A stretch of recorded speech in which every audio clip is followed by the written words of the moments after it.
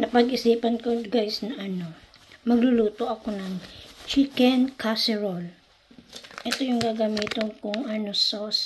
Powder siya, tapos halo natin sa mainit na tubig mamaya. So, ito yung aking ingredients. Onion, bell pepper, ayan na yung chicken.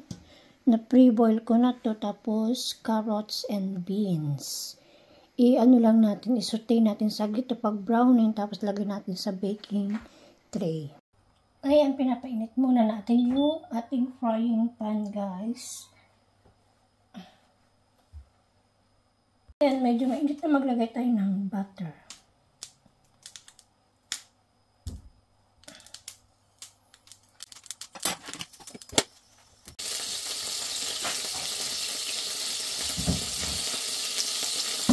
Isaute na natin yung ating onion.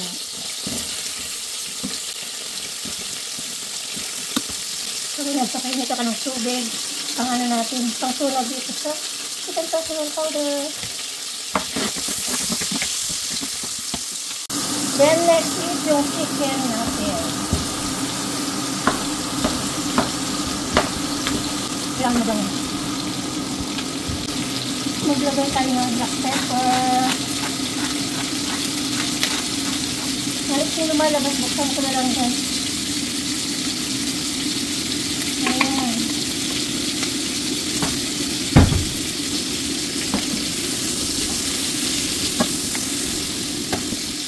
Ito na yung powder, guys. Lagyan na natin ng 300 ml na tubig para matunaw. Ayan. Okay, lang natin.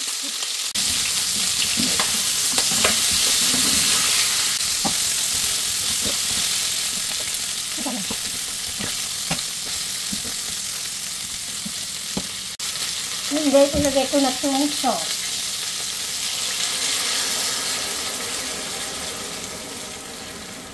Ayan. Lagyan ko pa konti sayang yung dumikit.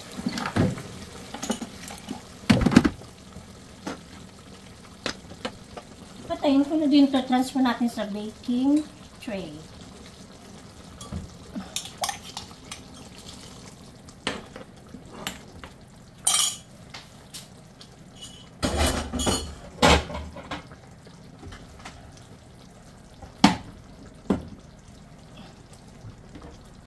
Yan guys, i-transfer na natin yung chicken dito sa baking tray natin. Nag-preheat na din ako sa oven na 200 pala. Tapos tikman natin kung mag-a-adjust tayo ng lasa.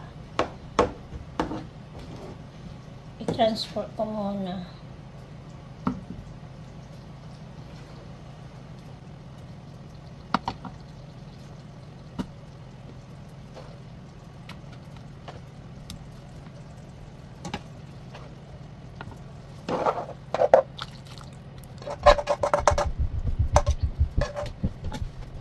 And then guys, maglagay tayo ng gulay.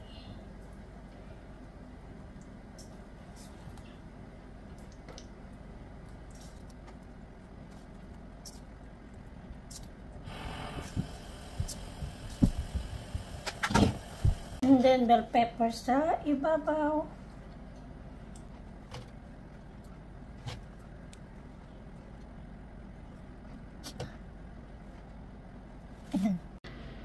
Then, i-bake natin ito ng 1 hour. Yeah, 1 hour.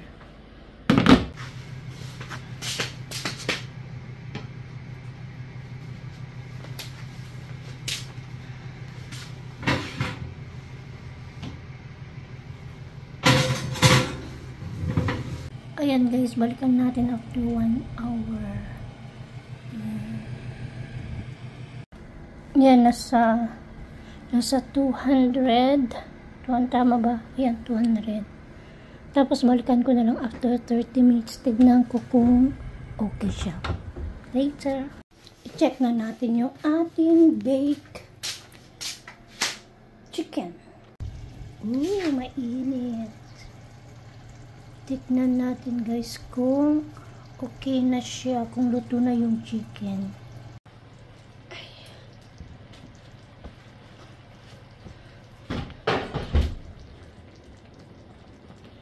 Parang okay na to. Parang luto na din yung chicken. Pero lutuin ko pa siguro to ng 20 minutes more. Kasi parang madami pa yung niya sauce. Pero luto na yung karne. Ibaliktad ko lang para maging tuyo din. Guys, ibalik ko muna sa oven para lutuin ko pa ng mga 20 minutes. Ayan.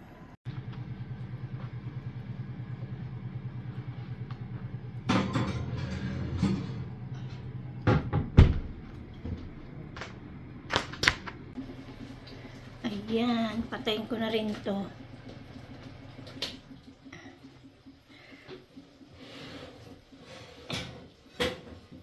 Ayan, heto na siya guys. Yummy.